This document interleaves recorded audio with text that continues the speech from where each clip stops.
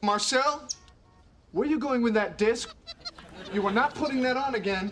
Marcel, okay, if you press that button, you are in very, very big trouble. Attention.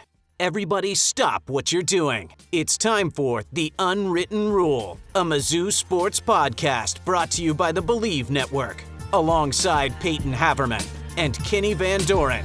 Here is your host, Jack Knowlton.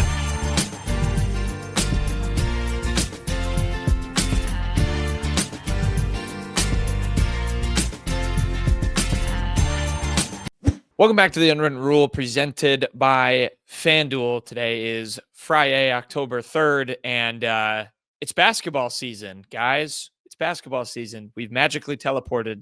Actually, it's November 4th. That's the date. We've magically teleported to the start of college basketball season. No, Mizzou football being on a bye week.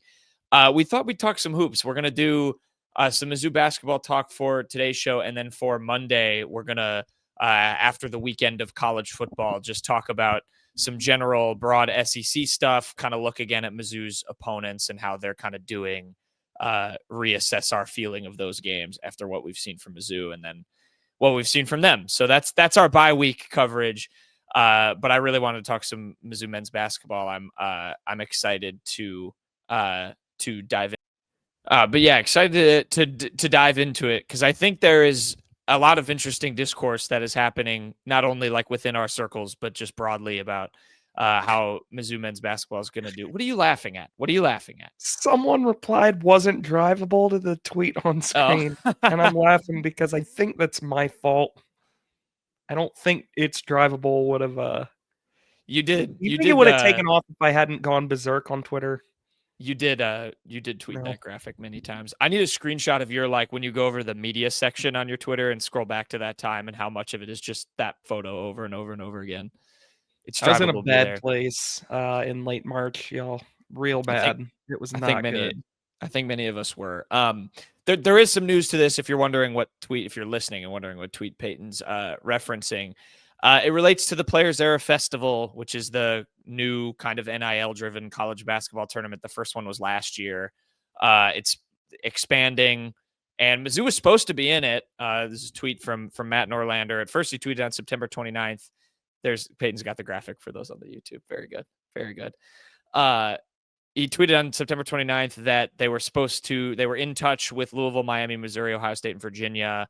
And then one day later said Missouri decided to opt out of the Players Era Festival, says. So a very short-lived dream of Mizzou competing against some of the best college basketball teams in the country in a tournament. I have very little faith that Dennis Gates will ever do anything like this. I just don't think that scheduling is in his nature unless Missouri gets like severely shafted out of a top seed in the NCAA tournament.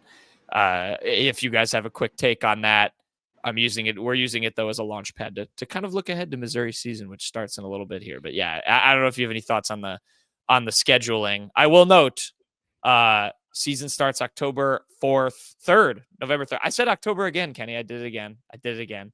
Season starts November 3rd at Howard. They do have I think it's because I looked at this. They have a scrimmage against Kansas State on October 24th. My brain got scrambled. Yeah, general scheduling thoughts on this Players Era tournament. I know, Payton, you're not in much agreement with that scheduling model for Dennis, but I think we're stuck with it. Yeah, I think we are stuck with it, but it's a bummer. I really thought this was maybe a bit of a endorsement for how they felt about what the team is going to be like in 26, because I'll be honest with you, we don't even know the portal haul for that team. I'm pretty comfortable saying that's going to be one of the most anticipated seasons we've seen at Mizzou in quite some time for any athletic program. Obviously, football in 24, even 25 was great. And of course, I'll put the caveat on us being fans since 2019, so I don't know what the fan base was like before then. But I mean, it would have been really cool to have like a couple 5 stars come in, this big freshman class, likely a pretty nice portal haul because we're pretty used to that under tennis nowadays. Them getting impact players out of there, unless it's that one year they went 0-19. And like that would have just been another to me, like, okay, like we're all in this year. Like we're going to get in this big Players Era Festival. with like names like Louisville, Miami, Ohio State, who Ohio State's not much of a basketball name, but still a name, Virginia, like just all those. That would have just been really cool to me. I'm a little bummed that that's not happening. Like Knowlton said, not really. Like you just kind of got to expect it now. I think from Dennis, it's clear he just wants to navigate his 3 or 4 high majors per non-con slate, and then kind of make his money in SEC time. But it would have been a really fun one to see.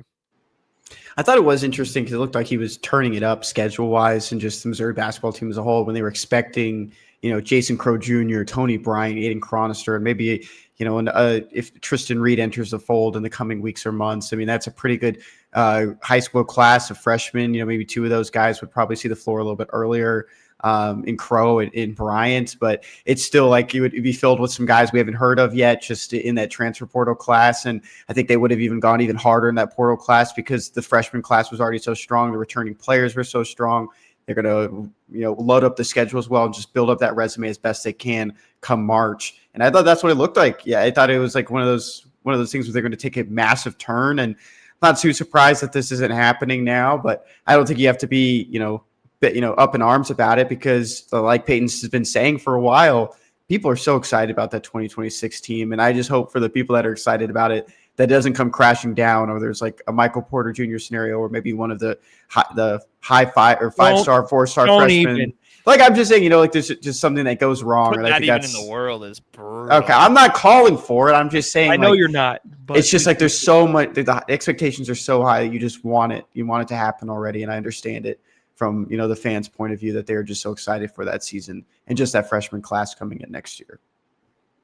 Yeah, I think that's all fair. Again, I've kind of reached a point of acceptance where I just, I think, frankly, everyone's being ungrateful. I mean, Minnesota on November 12th, Notre Dame on December 2nd. That's not enough for you people? How many more how many more Power 5 teams do you want to play? No, I'm kidding. I agree. It is a little bit, frustrating. It does get mundane in the kind of November, early December months, but I'm not shocked by this from Dennis that it happened. We do want to talk about 2025 and the 2025 season coming up. 2025-26 is as exciting, I think, as everyone is for 2026-27 and those freshmen. It's a really intriguing year, I think, coming up for Mizzou and in the SEC in general. There's kind of a blanket thing I want to talk about. We can do a little starting lineup predictions as well. There are some futures you can take already on Mizzou men's basketball. FanDuel has them plus 8,000 to win the title, plus 2,500 to win the SEC regular season title. And if you want to bet on Mark Mitchell to win the Wooden Award, you can do that. Payton, do you want to guess the line for the Mark Mitchell Wooden Award odds? Plus 10,000. You're very close. Plus 12,000. You can get right now to get Mark Mitchell a Wooden Award for the Mizzou returner. So I almost want to go this way. I do have the roster listed out. Maybe I'll do that before we get the starting fives in. But this feels kind of poignant to me. We were having a conversation just amongst ourselves and some friends, some fellow Mizzou alums about this team. There was an article that came out, I think today or yesterday, on The Athletic that ranked all the SEC programs. They had Missouri 7 in a preseason ranking. I went down a little bit of a rabbit hole. I was looking around at just kind of where some other places have some early rankings with Mizzou in it. Evan Maya, which is an analytics based site. He runs a blog. They had him 30 overall, the 9th best SEC team. If you want to look at bracketology right now, Lenardi has him as a 7 seed. The Rothstein 45, a thing John Rothstein puts out, has him 37 and the 11th highest SEC team ranked. And then Bart Torvik, which Kenny had in front of us was as we were segueing around tabs, had Missouri 28th and the, I believe, 7th highest ranked.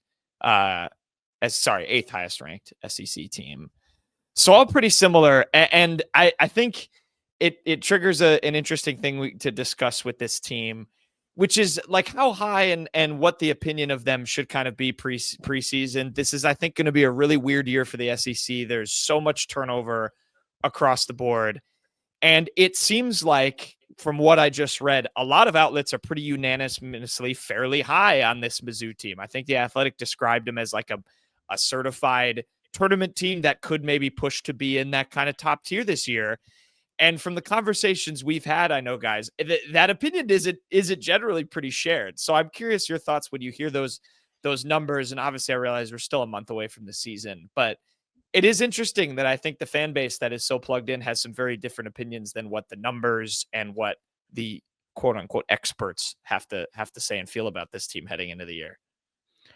It is pretty interesting because I think this is the first time in a while where we've seen the national consensus be far ahead of just the fan base's perspective of the team in general. Pretty much everywhere you look has Mizzou's a very bona fide in tournament team, not a bubble team or anything, like bona fide 7 to 10 range seed. That's firmly in the tournament. And most of them have you in the middle of the pack or the top half of the SEC. I'll be honest, my view of it, I'd be very happy with both of those results from this year. I look at this as more of a bridge year than anything else. I've said it every time we've talked about it. But 2026, the recruiting class has almost been a curse for this team because I kind of just keep looking forward to man, when they get Tony Bryant, Jason Crow Jr., Aiden Chronister, whoever else they bring in, that's going to be great.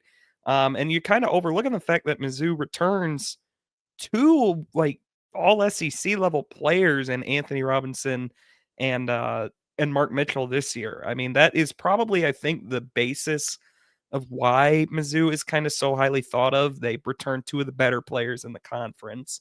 If Anthony Robinson takes another leap, like he did last year, I mean, good Lord, we're talking about a serious, maybe conference player of the year contender, if he takes that type of leap.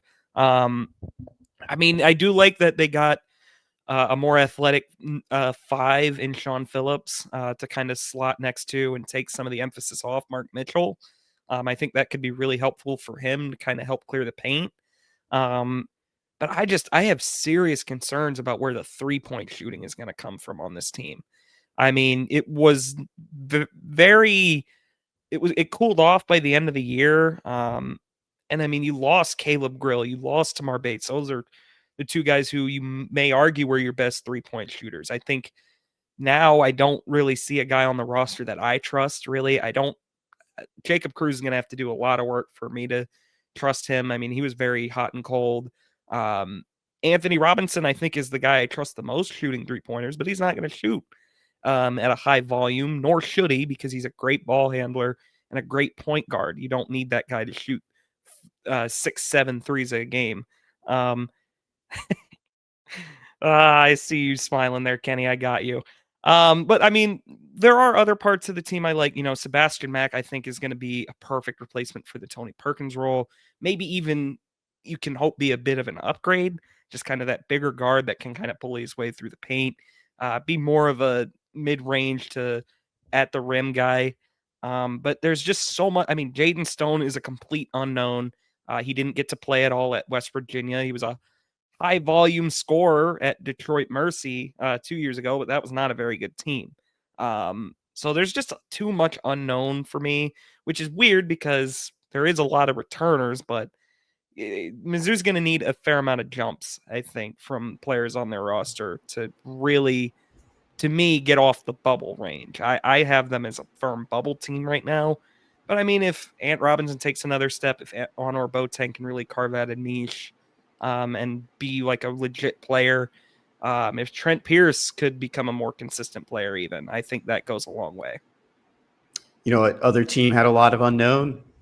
Last year's Mizzou basketball team. I think that's where you kind of go from there, Payton. I think if you weren't expecting Anthony Robinson to really make that jump. What if Honor Boateng makes one? He was, seen as a higher rated prospect. He was seen as a better prospect in a different class.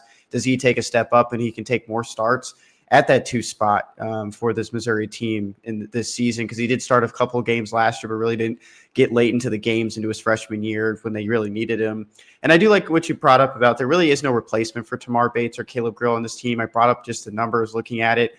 Tamar Bates last year averaged 13.3 points per game for this team. He shot 39.7% from three. Caleb Grill averaged 13.7 points, and he shot 39.6 from three. And I was just looking at the highlighted guard addition to Sebastian Mack, who really isn't known for his 3-point percentage, 31.4 last year as a bench guy for UCLA.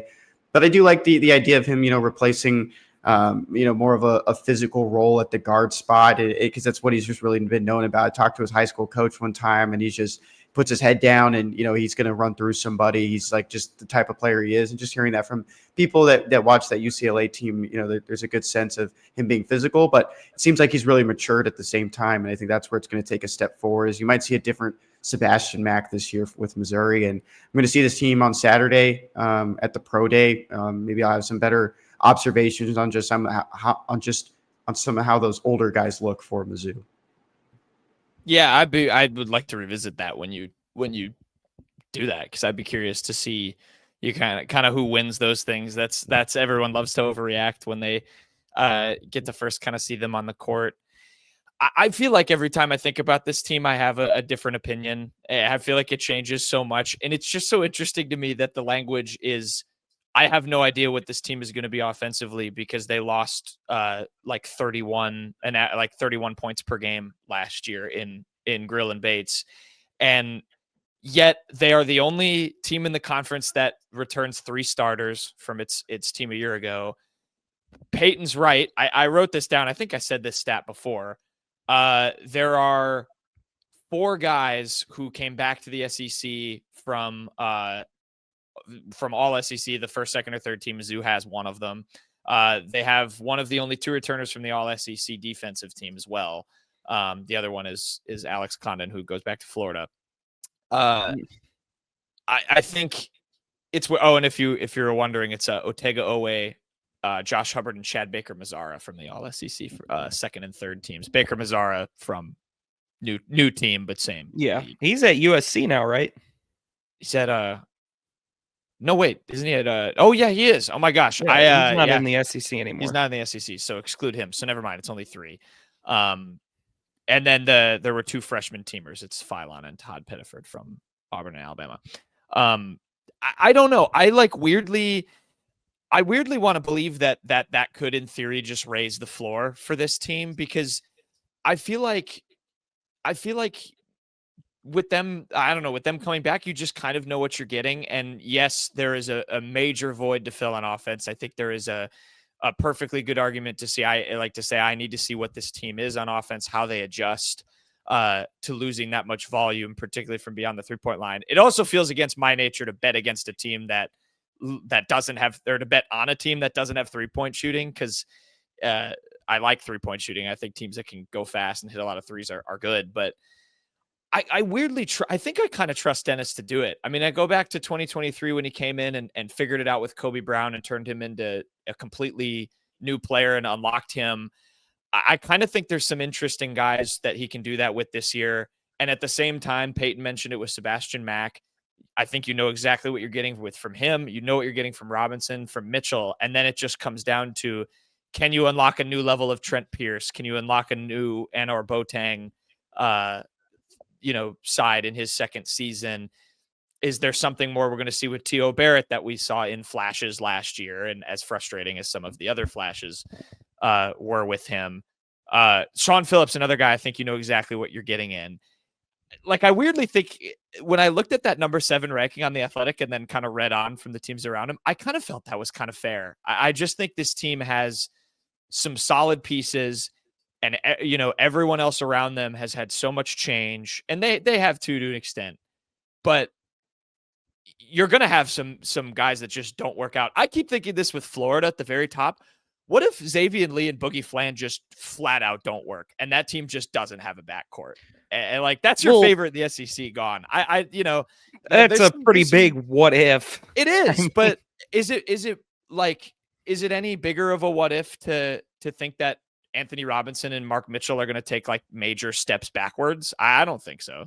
I mean, there is always that element where it does feel like a couple, you sprinkle in a couple high, lower to mid-major guys that take the step up. A couple of guys a year, normally that doesn't work out. Pegues, last year, notably. I know that Auburn team was loaded, but he just could not even see the floor after being a pretty sought-after guard. It does happen, but you also have, just speaking from the same team, you have guys like Denver Jones who come up from a lower major level and are absolute studs. So, I mean, it is all kind of random at the end of the day. I know Florida is kind of your definitely the favorite to just repeat and kind of sweep through the conference. They didn't win the regular season, obviously, but still. But it is weird because it is a wide open conference. There is so much turnover. But I don't know. And that does kind of favor Mizzou because the more returners you have, it almost always is a good thing to have that experience, especially when it's guys like Mark Mitchell and Ant Robinson, who I think we can all unanimously agree are very good players. But we'll have to see because there are definitely flaws on this team. And I mean, we always have to question because we have yet to really see a complete season of good defense under Dennis Gates. We just have not seen that yet. Is that going to look improved? Obviously, when you're playing frantic, you shoot as much as Missouri does, you play as fast as they do, you're going to give up more points. But I mean, by the end of the year last year, they couldn't stop a nosebleed. It really got bad. So can you just find a middle ground where you're an okay defense and a good offense, kind of like how they were to begin last year? I think if you can put a complete season of that together, you're probably looking at a team that's capable of a run. But again, a lot of things have to happen. A lot of guys have to, I think, take a leap. I think one thing that just jumped out to me, and we talked about, Mark Mitchell, if he'll take a step forward. I don't think there's any signs saying that he wouldn't, necessarily if you'd fall backwards in any capacity. I thought he had a good, strong finish to the year. Look at the Alabama game, of course, 31 points, 17 against Arkansas. Dropped a little bit. It was a blowout win, though, against South Carolina with 13, 20 against Vandy, 18 against Oklahoma, 22 against Kentucky, and then in the SEC tournament, only 7 points against Mississippi State, and then really just wasn't really anywhere to be seen against Drake, which, I mean, just wasn't the performance anyone was expecting from Missouri. But I thought it was a good finish to the year, and I'm just kind of anticipating, how is he going to take a step forward? How is he going to be a different player? I mean, he has to be the guy that takes over for this team when you don't have a Tamar Bates, you don't have a Caleb Brill. Really is going to be his show. I think he's the guy you want with the ball in his hands most of the time, no matter what really the role is or just the time of the game. Yeah, I think again, and maybe the Florida example is obviously an extreme one because I think to me it comes down to, are you more willing to bet on Dennis figuring all of that out and making the adjustments to the amount of offense that you lost? And Payton, you make a very good point that in their 2 tournament runs, it has not ended well as a team. Like this team has kind of slipped off and it isn't sustained. That is a very important piece. But I think, are you willing to bet on Dennis figuring that out, or are you just willing to bet on this team has, no shooting and it can't be overcome and that limits their ceiling, which is certainly something that could happen as well. I don't know. I just feel like with the returners and the way this portal is navigated, I kind of lean the former is just where I stand right now, but we'll see. Cause yeah, I mean, there are, some inherent questions for sure. And the sustaining piece is really important because we have not seen that yet in the tournament runs that this team's made under him. I just remember too that Mark Mitchell, he got hurt in that Mississippi State game, didn't he? And that's why he only ended up playing 12 That's right. minutes. Yeah. And that's why he missed the next game in the SEC tournament. Yeah. I was pulling up the schedule as well because this got brought up a lot near the end of the season, and I just thought this kind of speaks to what you were saying too, Payton. After the Alabama game, that win, you tell the fans not to storm the court. That you're expecting to be in those competitions. Mizzou only won 2 more games that season in the regular season, or just in the season entirely. They lost games to Arkansas, Vanderbilt, Oklahoma, Kentucky, Florida, and then to Drake in the tournament. Only winning 2 games against South Carolina and Mississippi State, one of those being in the tournament. I think one of the big things that maybe they'll look at this year is don't really accept those highs. And there just has to be, a sense of finishing the season strong because that just wasn't in play last year. I kind of have to take it back, I will say, in 2023, because that's a good point, Kenny. But I went back to 2023. They ended with wins over Mississippi State, Georgia, LSU, and Ole Miss, who were all kind of bad. And then they beat Tennessee in that tournament game and lost to Alabama. State made the tournament. So that's a good win. So they ended better that year. But yeah, Kenny, that's a good point as well. All right. Give me your starting 5 right now for Mizzou men's basketball. If Dennis says, Payton, you get to pick the team against Howard, who are you putting out there? We all know that this is not going to be what it is because that's just how Dennis rolls. Love it or hate it, that's how he rolls. How about I throw in just what you pick one player who's like the complete zag that we try and guess who Dennis just chucks out there. You do that. So yeah, too. My starting 5 personally, I'm running out Ants at the 1, Max at the 2. I'm probably just going to stick with kind of what you know in Trent Pierce at the 3, stick with Mark Mitchell at the 4, obviously, and I'm going to go with Sean Phillips at the 5. Now, that is absolutely not what Dennis Gate's going to do. He's going to throw out like a 5-guard lineup against Howard for all we know. But the one zag I could see, obviously, we haven't heard much about the basketball team yet. It's still a month out, so we don't know who's looking good. We don't know who's looking bad. I'm going to go ahead and take Pierce out. My zag would be I'm going to put Jaden Stone in there at the 3. You're giving up a lot of size, but maybe you get another guy that's just kind of a flat-out scorer out there because that's what Stone is billed as. Again, Stone is a complete unknown for us. We have no clue what to expect. Would not shock me if he turns into like a full-time starter or if we just never see him play. I could see either scenario, but I'll go a little fun and say that Jaden Stone, the last guy they added to the roster, winds up being a zag starter for me. Outside of missing last year with West Virginia, the only thing I know about him is that he aura farms. I don't know if you guys saw that video from the Mizzou men's basketball team. A lot of the players said he just aura farms everyone. I went to the Howard lineup or roster, and I was kind of looking at the sizes. I think maybe this is a game we don't see Sean Phillips. Howard. I don't think Sean Phillips will start this game. The tallest guy on the Bisons is 6'10", and he's a freshman from Lithuania. It's not Lithuania. It's not Lithuania. It's not spelled that way. Oh. Lithuania is where he's from. And so he is the tallest at 6'10". And so maybe this is a game where you don't see Sean Phillips. And I will go Anthony Robinson, Sebastian Mack, Trent Pierce, Mark Mitchell, and then Javon Porter.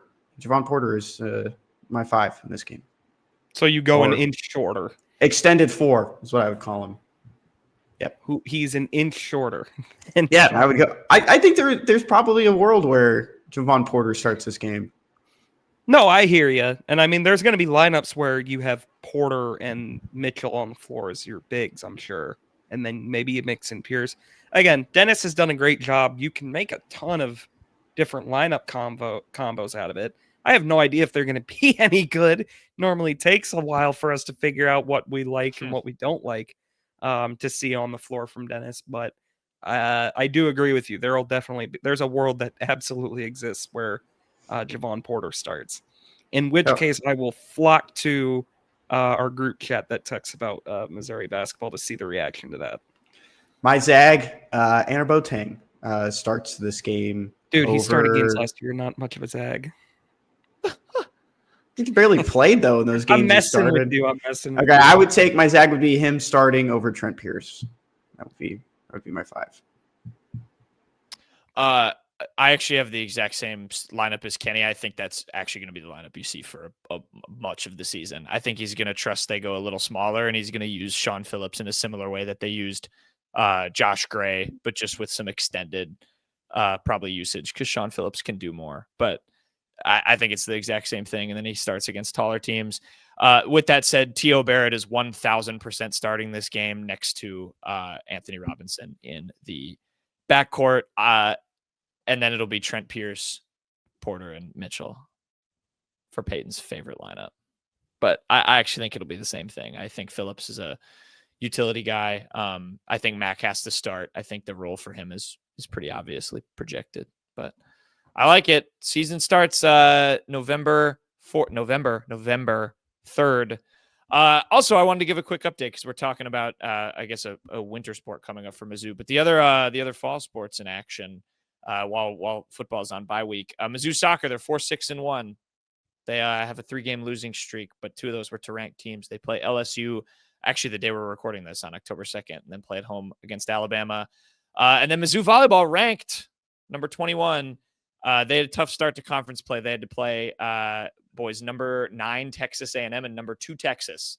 So they started 0-2. They play Arkansas this weekend. So it gets a little easier, I think, for them. But they're 21 at number 21 at 8-5. So some high expectations for volleyball. When we started at Mizzou in 2019, volleyball was like the fall sport. They were good. They went to the tournament like every year, and things did that change real quick. Yeah, things took a turn for the worse fast, but it looks like they're getting back on track. So that's good news. All right. We'll segue, finish the show with quick hits.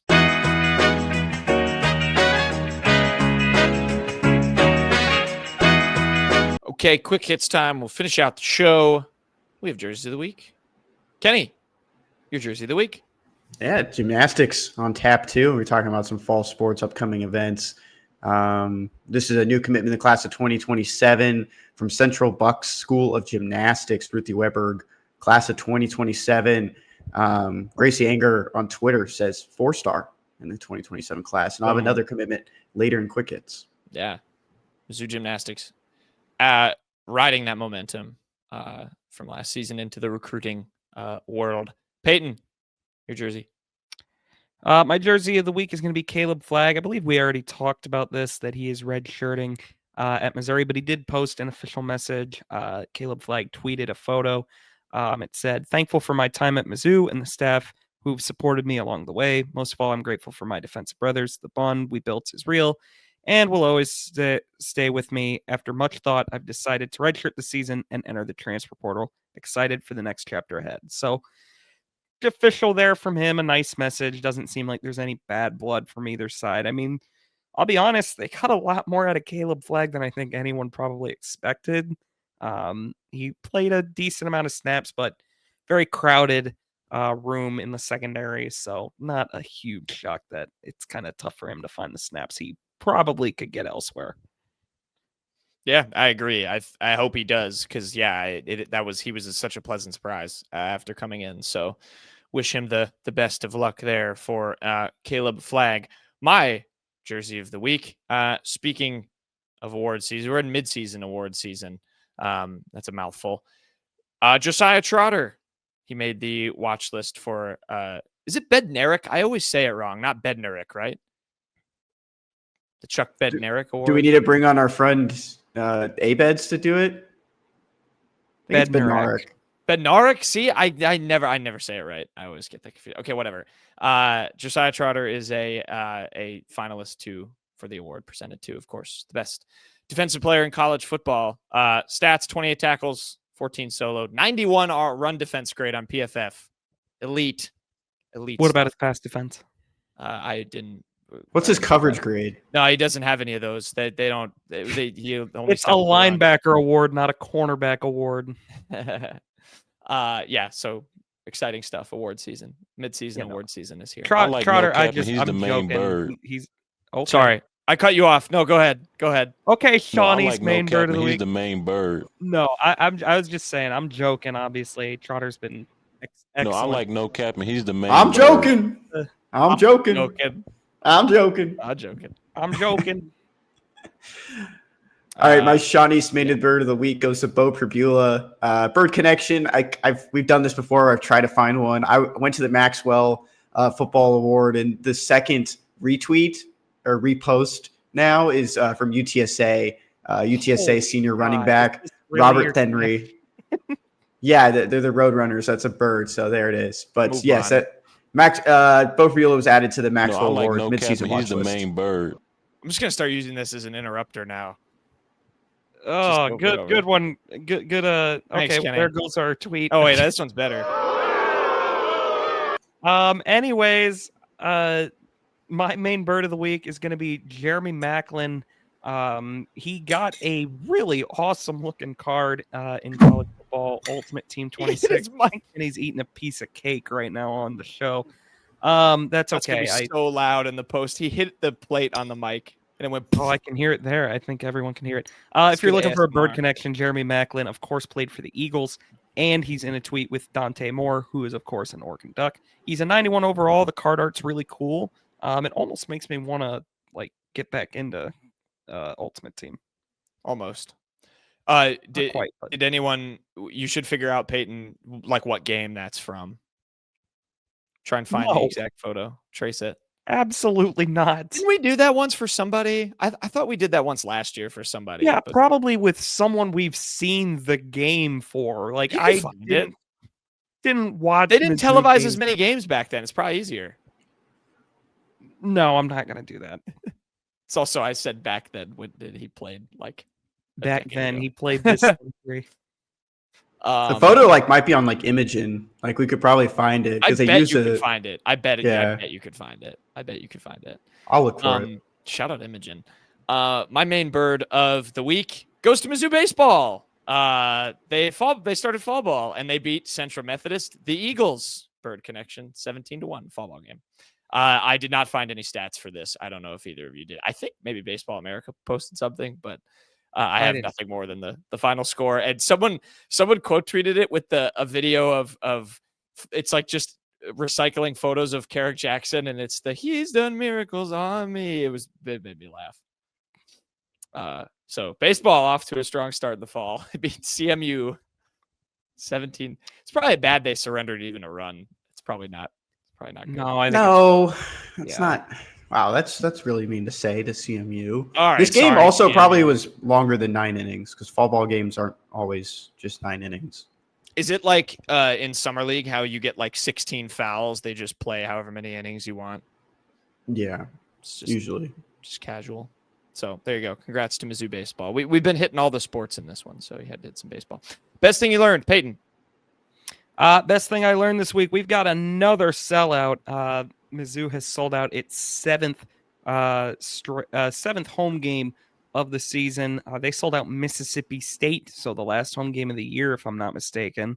They got one more. It's Texas A&M. I'm pretty sure that one will be sold out as well. What are you shaking your head at? He's trolling you, man. Well, Kansas State has a game that weekend. Oh no, Shoot, we might be in trouble, y'all. Yeah, that could get tough. Yes, no, but Kansas State fans have done it again. That's 7 sellouts this year. I don't even remember how many straight now. Assuming A&M gets sold out, something like that. I think it'll be in the 20s by the end of the year. Yeah, if I'm not mistaken. Thank you, Kansas State. Kenny, would you? Go Wildcats. Actually, Kansas State has that weekend off. That's a bye week. Oh, well, no reason we shouldn't sell out A&M then. Come on, Kansas State. You're going to contribute to that. All right, my second commitment for Mizzou is Kendall Morgan, who's the next commitment for Mizzou gymnastics. But this is class of 2026. She's with Team Twisters in West Palm Beach, Florida. Team Twisters, excellent gymnastics prep circuit team name. Yeah, absolutely rolling. This program is at the top of their game right now. I'm excited for the next gymnastics season. It was very exciting stuff. You could make the argument it's the best. It's the best program. The best program right now. Yeah, probably on campus. My best thing I learned this week is that Eli Drinkwitz thought the moon landing was fake. He went on Wake Up Barstool. It's not this what morning. he said. He said it's interesting. You can hear whatever you want to hear, man. You agree with the theory as per the bot. So Nope. Yeah, he went on Wake Up Barstool this morning. He actually had some important things to say about the college football playoff and stuff like that. But this is the clip I chose to pull. He brought up the JFK assassination too. He was I think he said that's something that's so big that if there was really anyone else involved, someone would talk by now, which I thought was kind of funny. You said they're running out of time too. Yeah, which interesting. So yeah, Drinkwitz and Payton both believe the moon landing is fake. Nope. All right. Neither of us said that. Neither of us said Beats it. of the week. Kenny, give us a score update, please. Score update. We're even. No, we're not. I'm the winner. I'm in first. I'm 3-1, and you guys are tied 2-2 for second place. I don't even remember picking the Rams, but sure. I'm glad I got that one right. I got the dart bump, so that worked. We all did well last week. That's actually a dart bump could actually just be a saying, too. Yeah. Like That 2 is not a drug 2 a.m. 2 a.m. at a bar. Yeah. All right. Dart bump. Got the dart bump. We do not do drugs here on the unwritten rule. That's not a drug. Well, oh yeah, I guess a dart's not a drug. That's for a cigarette, isn't it? I was thinking like a. Never mind. What are you two even can't say that talking word. I about can't right say now? that What on are we YouTube. doing? What are you Payton. two talking about? Peyton, what's your beat? You didn't pick one. No, I did. I just didn't Oh. tell you because I didn't want you to cheat. And you know what, Jackson? It's going against your Seahawks. The Jaguars are going to win by 1.5 at least against the Seattle Seahawks. Man, that would be awesome if that game was the game that's happening this week. Shoot. What? It's not? They do not play the Jaguars. They play the Buccaneers. Okay, this we'll week. put it down for next week. Boom. Oh, so what do you want to bet this week then? I don't. I'll take the loss for looking at the wrong week. Yeah, that's you know what? That's fine. I'm not gonna oppose that. Kenny, Texans bet. Phony. My bet, I'm going to take Texans minus 1.5 in this one against the Ravens on Sunday. I have two things that I'm going to say. I don't have any data to back it up, and we're not giving you any betting advice, of course. First, John Harbaugh said in his press conference that this was a get-right game for the Ravens. The Ravens, who have a backup quarterback playing this week and looked really bad with Cooper Rush last week. Yeah, that's who it is. So I'm going to take, even though he's been good in the past for the Cowboys as a backup, I'm going to take the Texans here. Also, C.J. Stroud for the first time wore a Texans hat or an Astros hat in public. He's been caught wearing a Yankees one in a Mariners one. He wore it in a commercial. I think things are fit. He's going to figure things out. I'm going to take the Texans minus 1.5. Yeah, minus 1.5. The Jaguars next week, by the way, on FanDuel are early 1.5 point favorites against Seahawks. That's probably a good bet, Peyton. I need CJ Stroud. My latest round of fantasy hell is I now am in a league where I've lost both Joe Burrow and Malik Neighbors. And in another league, I lost Joe Burrow. I have CJ Stroud. I had to trade for him. I need Kenny. I need your Texans to turn this around. I need CJ Stroud to be good. So I hope you're right about the Astros hat bump. I'm going underdog again. It worked for the G-men last week against, oh my gosh, who do they play? I'm forgetting. That's so bad. But they covered the 6.5 point spread. I'm going to the Sunday night game. It's Patriots Bills. I saw Patriots plus 8.5. It's Drake May's first primetime game. Mike Vrabel's 2-2 in primetime. Really? Yeah, it is actually. I didn't realize that either, but it is. First primetime game. The 8.5 line was too high for me. I'm not super high on this Bills defense, so I think the Patriots are going to cover. Okay. So that's Sunday night. Good logic. Thank you, FanDuel. You can go over and look at some NFL odds on them. And like I mentioned, futures on college basketball. This one comes from our favorite TV series, The Today Show. Guys, this one, I'm sorry. I'm just so excited for this one. And you want to get the betting off the screen. They called you a phony. Shut up.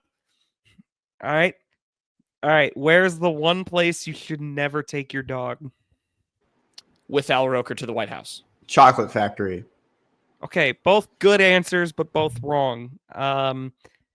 Any other guesses? One place you should never take your dog. It's something like it has dog in it, like the dog days of summer. Shop. Incorrect. Nope. All of you are wrong. Where's the one place you should never take your dog? The flea market. That's good. That's good. That's a good one. It's good. All right, that'll do it. What are you doing? I don't know what he's doing. Kenny has more cake to go eat. We'll be back. Whatever, man. Get out of here with that. I'm not going to talk about the troll. Go watch on the YouTube. Thank you, everyone, for watching and listening. We will see you Monday. We're going to talk college football. Bye.